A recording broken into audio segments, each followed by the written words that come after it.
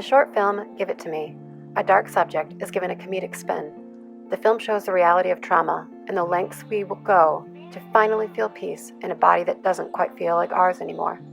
As the writer and lead actor of Give It To Me, Olivia Cade is hoping to help sexual trauma survivors heal with a film that boldly and bravely explores the issue in a different way. For those who are unaware of your upcoming film, Give It To Me, written and starring the one and the only Olivia Cade, please share a quick summary of the story that we'll be talking about today. Amazing. Yes, so Give It To Me is a comedic, dark, short film. We're shooting July 23rd and 24th, so it's coming up pretty fast. And the story is about a woman who hires a sex worker, Lucy, to recreate the traumatic event in hopes of finally processing that event fully. Yeah, that's a quick summary. I mean, there's so much in there to unpack, but it's a story of trauma, reclaiming your body after your agency has been taken away from you, the positivity and transcendence of female pleasure and queer sex, and also just a nice little way to encapsulate the way that trauma can completely change our relationship to our body and how to come back after something like that happens. So what I love is that this is a short film, but this is a big subject. So, Yes. you know, and when it comes down to it, I mean, often when we see depictions of trauma in the media, focus is on seeing the incident unfold in real time, in the immediate effects, right? The experience of the victim. And rarely do we see into the future. Rarely do we see years after that trauma has happened. Yeah. So for you, Olivia, why was it so important to have this film, a film about life after trauma? Well, I feel like it's very similar to a lot of people's process with grief. So when somebody passes away, a lot of people, a lot of your community comes and surrounds you with love and holds you immediately after the event. But we don't really talk about the year after or the years after and the effects that it still has on people, because I find that the general consensus is you've had enough time. It's time to move on. It happened. It's done. We were there for you that first month, first 2 months, maybe 6 months, but now it's time to move on and carry on with our lives. And for victims of trauma, that's just not how it works. Trauma, especially bodily trauma, any kind of violation, that follows us forever. It follows us in many different ways. And I feel like the purpose of Give It To Me is kind of to show, hey, it's not about getting over anything, okay? That lives in you. Trauma is with you. And that's not necessarily a bad thing. That just is what it is. It lives with you. It is a part of you. And that's very hard for a lot of victims of trauma to accept. And then once you accept and own your trauma and understand that it wasn't your fault, that this was a horrible event and you are changed, unfortunately, but you can still feel joy. You can still go through life. You can still discover things in this new body that has been changed by trauma. And I feel like we don't see a lot of that part of it. Yeah. A year after, it's the shame of not being able to get over it as quickly as the people around you either expect or assume that you will. And you feel like a burden. You're like, I just can't stop talking about this. It still affects my daily life. But I mean, the people around me have already heard about it so much, but it's mine and I live with it and I can't stop thinking about it. And it's a very, very lonely experience for trauma survivors because it should have timed out by then, but it doesn't work that way. And I think that's why Max reaches out to essentially a stranger because she can't burden a stranger. There's no contract between a stranger. There's no, she doesn't feel responsible for this stranger. Whereas with friends and family, it's like, well, I don't want this person's perception of me that they have already to be affected by what has happened to me. And so this is basically Max's, last chance. She's like, I can't do it anymore. I can't talk about this anymore. I've said all that I can say. People have been there for me, but it's still not going away. So I need somebody to help me here. And you know, unfortunately for Max, she doesn't feel like any of the people in her circle are the ones that she can still talk to about this. So she reaches out to Lucy to basically facilitate that healing, to facilitate that, to just get it out. Right. Wow. And that's really, really powerful. You know, looking at why it's so important. And I love the way you compared it to like the loss of a loved one, and how everyone is right there and then slowly people fade, but that pain does not. Exactly. And I find that with trauma, it's so similar to grief, because you're losing and you're grieving the person you were before that event happened.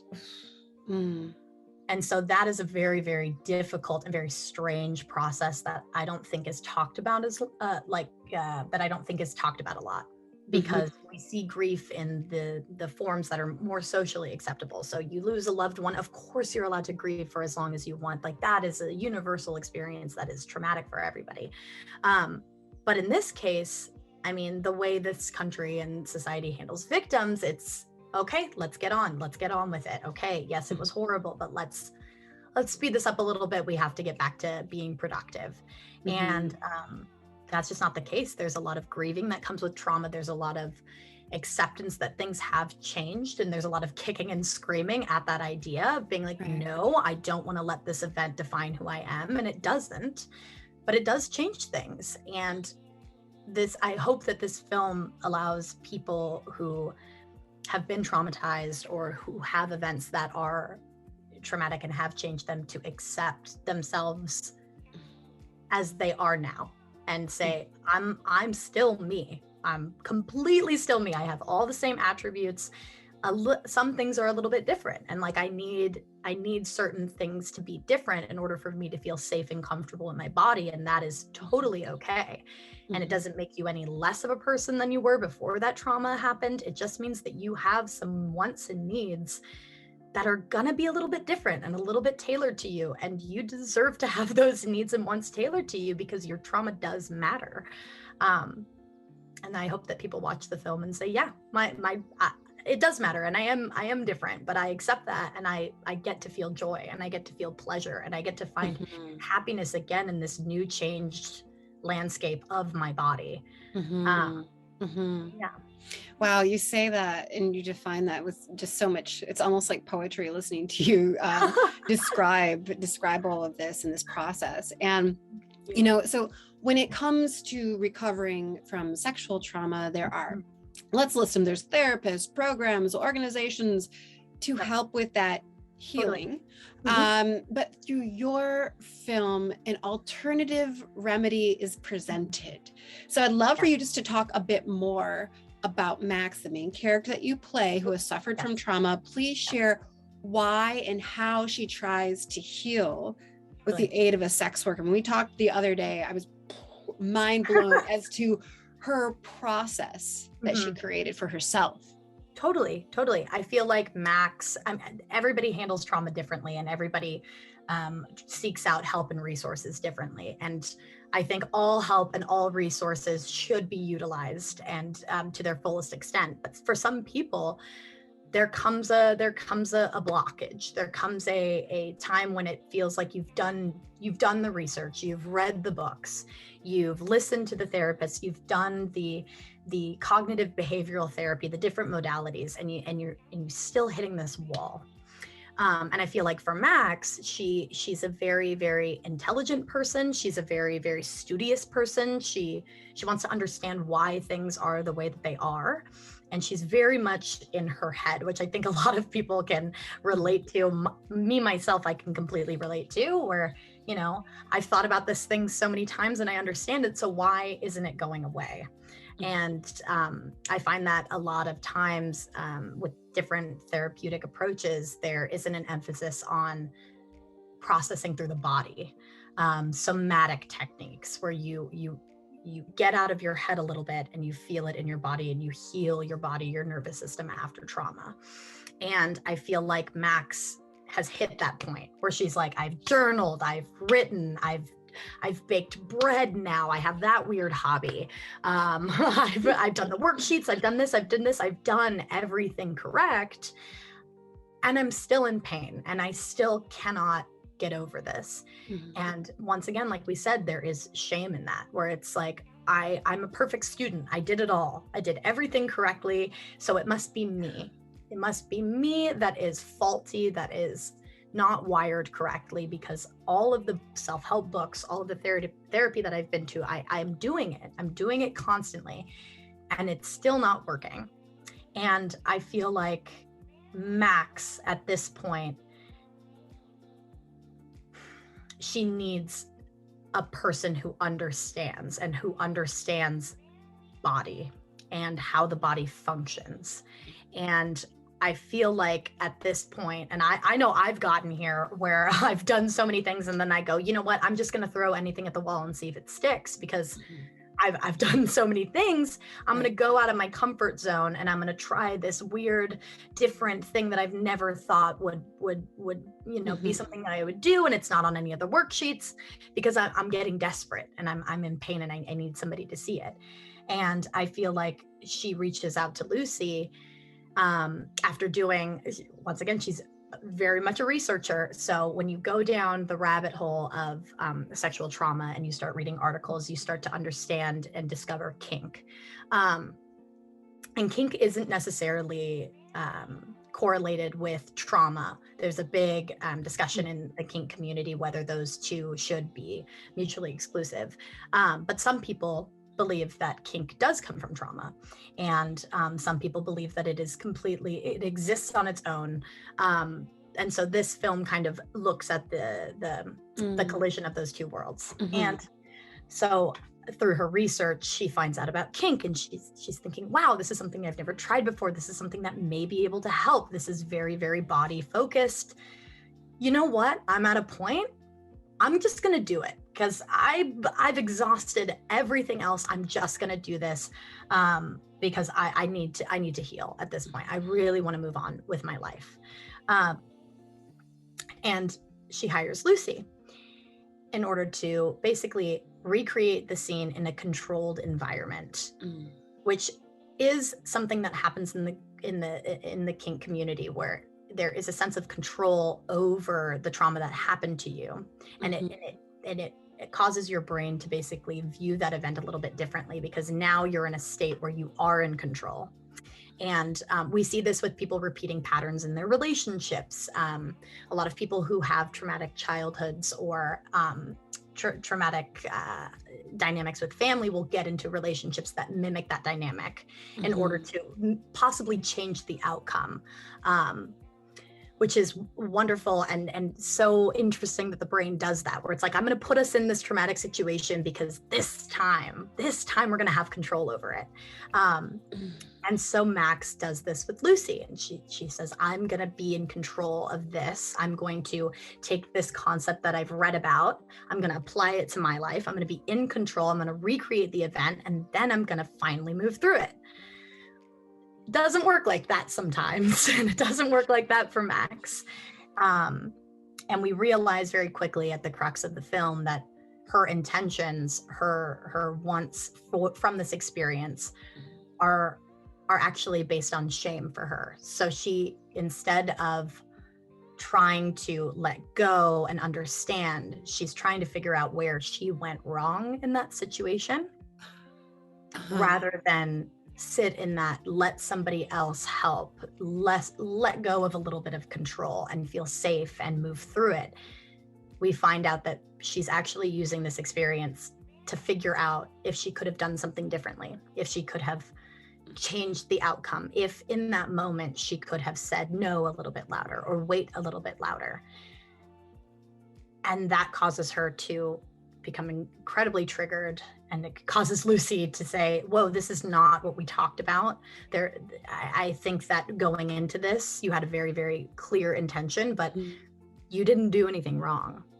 The purpose of this is not to figure out how you could have been better or handled the situation, because it's not your fault and you didn't do anything wrong. Which is incredibly interesting and very, very complex. And I'm I'm talking through it so much so, but I the film does it way better than I do, which is why it's a film and not a spoken piece. But yeah, so it's kind of she realizes that as she goes into it, that what she really needs to release is the shame, and Right. she really needs to release the idea that she could have prevented it, because you can't prevent these things. You can't, no matter the research that you do, no matter the books that you read, no matter how much you know a person, there is no way to predict something like this happening. And if it happens to you, it is not your fault, and there is nothing that you could have done in that situation to get out of it. And once we can let go of that narrative of, I should have done something, I could have stopped this, then we can begin to heal and say, no, I am a victim. It is not my fault. Where do we go from here? And that is the second half of the film, of Lucy being like, okay, I'm here. How can I help you move through this? And Max has no idea. He's like, I have no idea. I'm a mess. I don't know what I'm doing. I thought this would work. It's not working. What did I do wrong? And Lucy's like, let's just take a second. Have we considered thinking about things that might feel good? And Max is like, that is not on my list. That's not on my list of things that I need to do, is to feel good. And so Lucy basically gives her a different way to move through, which is, why don't we focus on you? Why don't we let this event kind of sit on this shelf for 1 second? Let's we've acknowledged it, we understand it. What feels good? What feels good? What excites you? What is something that sexually is pleasurable to you now in this new body, rather than trying to go back in time and fix it through these ways? Let's just be here. Let's just be here. Let's look at where we are, and let me help you, because I'm a safe person. You hired me to be here. I want to be here. Let's navigate this weird place together. And so they do. And it ends up being this lovely ending of, sexual liberation and awakening of Max finally moving through and letting herself let go of the shame. Let go of the judgment, let go of the control, and just be in her body for once, after so long of not being in her body. Yeah, no, just so much. Like, as we're talking and as you're speaking, I'm like, oh my goodness gracious. And when you just think about too, the construct of control, right? Yes. And how she tried to explore that. It's just, it's a really fascinating take that I'd never considered before, as I imagine a lot of people have not. And what an incredible different lens to look at all of this through. So next question for you is, as a comedian, you use comedy to approach subjects that are often taboo to talk about. And in doing so, comedy makes conversation much more comfortable. Absolutely. Question for you is, given the gravity of the topic, was it difficult at all to incorporate humor with a storyline about sexual trauma? 100%. I think that as a trauma survivor myself, I know that, I can only write what I know. I can only write the way in which I communicate. We talked about this last time on my interview, where it's like, it's not, for me, when I write a script like this, I don't think it's going to be funny ever. I never go into writing about these really, really heavy topics and I think, but I'm going to make it funny. Like, it's never at the top of my head. It's just the way in which, for me, I feel comfortable entering into that conversation with myself. And it's the way that I feel comfortable discussing those topics with a little bit of levity. Because there has to be, for me personally, and I know that, for a lot of trauma survivors, humor is a wonderful way to be able to finally address these really heavy topics that don't immediately bring yourself down back into that experience that can be incredibly triggering. And so for me, writing this with comedy was basically the easiest thing I've ever done. I was like, this is exactly the way in which I know I would go into this situation. This is the way in which, it's an uncomfortable situation when you think about it. It is, you're meeting a stranger for the first time. You're having a unique new sexual experience. I don't know about you, but every unique new sexual experience that I've had is always a little bit awkward. There's heads bumping, there's, and it's funny. It's that novel new, two new bodies are touching. This is funny and weird. We don't know how our bodies work yet. Like, this is fun and exciting. And there's that awkward kind of intensity around that I think Give It To Me really kind of like highlights and expands. So in regards to, trying to make it funny, it's two people who are in a very, very new novel experience, being vulnerable human beings together. And there is humor in that, and there has to be humor in that. And I find that, for me personally, and I think Give It To Me does a good job of this, is I find that for audiences, if you start with getting them to laugh, or you start with humor, it allows them to open up and be a little bit more vulnerable and open to hearing what you're going to say next.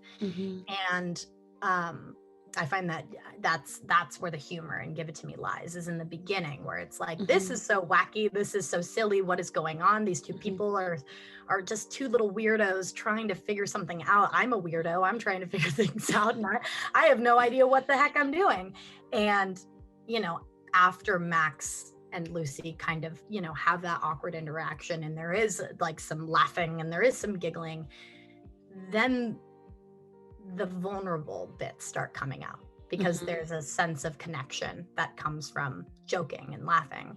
And that's kind of also the relationship that the audience is going to have, is I'm laughing and joking with this movie. I'm here, I'm present, I'm giggling, I'm looking to the person next to me, and it's kind of funny and it's weird. And then we start to talk about it.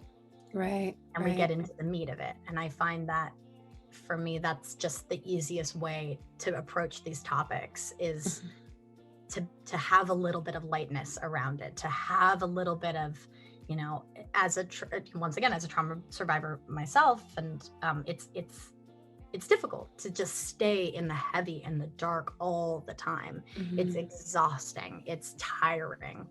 And I feel like Max is at that point where she's like, I am tired of just sitting in this place that is sad and depressing and traumatic, and I'm here with a new person, and it's silly, and I can finally just let myself be silly and make mistakes and say things that are a little bit off the wall. And I think because of that, towards the end, Max feels really comfortable opening up to Lucy and saying, like, this is what's actually going on, and like, I've been feeling these ways. And and I feel like it's for me, it's a natural progression. Right. It's just the way that I naturally work, is we gotta laugh a little bit before we get into the heart of it.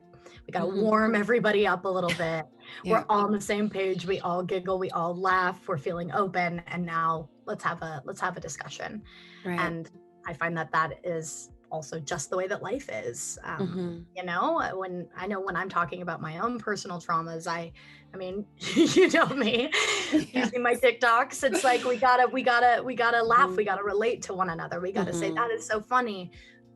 But also, there is something in there, and is there time to discuss that? And is there a space to discuss that? And I think Give It To Me is that space to have those discussions after feeling a little light about it. Right. Feeling a little lighter about it. So yeah. Well, it's, and again, I love the way that, of all the tools that one has in their toolbox, that of comedy, like, you just own that and you just rock that tool so well. And so I'm so excited. Will you just make this film already? Because I really want to see this. It's coming so soon. It's coming so soon. So soon. So while you wrote the script, so you're a writer, as an actor though, was it a difficult role for you to play? Were there challenges that you found in all of this?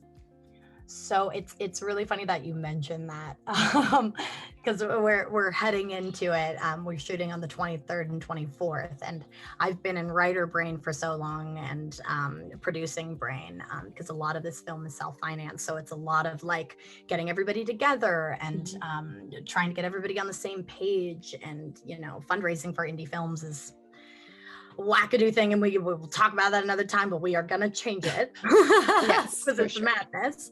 And now that we're getting closer to the shoot dates, I'm starting to kind of take a step back and starting to like honor my process as an actor and saying, I don't want to see the shot list, I don't want to see this, I don't want to see this, because I do want to live in it now. I want to start feeling like Max. I want to start transitioning over and not thinking about, well, the camera has to be here and we've got to get these lights here and we got to make sure that, the food arrives on time. I work in production. So it's like that production part of my brain, I'm starting to kind of turn off a little bit and start to turn on the more creative, actory, feeling kind of side of my brain. And it's a very weird transition. But once again, as we talk about control, I have to trust the people that have come together and are donating their time and their creativity to my project. And I just have to trust that and let go.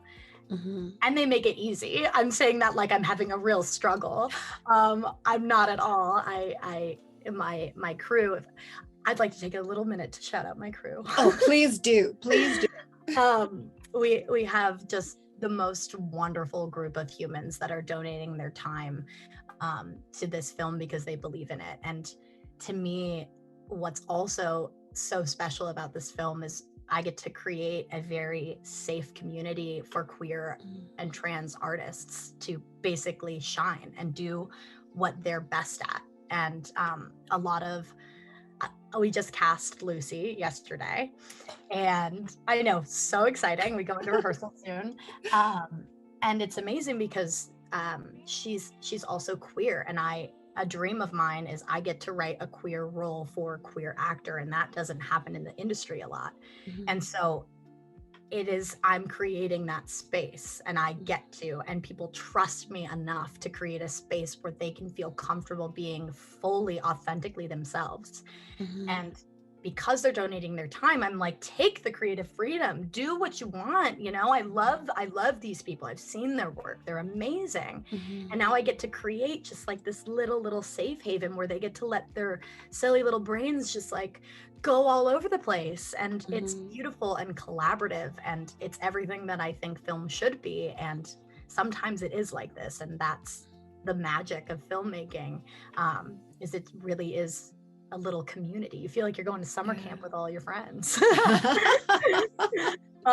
And so it's just so lovely, and I'm just overjoyed and so grateful for everybody who's hopping on, because the enthusiasm and the excitement, and I'm like, for what I wrote, for what little old me has written, and they're like, absolutely, like, I want to do this and do this and do this, and it's a testament to how many wonderful people I have in my community, and leaning on my community, which is primarily a very queer community, and like putting us in a space that usually isn't thought of for my people to be in. And it's not, I've been on a lot of film sets, and that it usually can be a place that, doesn't emphasize empathy and connection and community. It's very money, time. And I get to be like, no, this is a breathing, living piece of art, and we're going to treat it like that. We're going to sit in that, and we're going to have time for that. So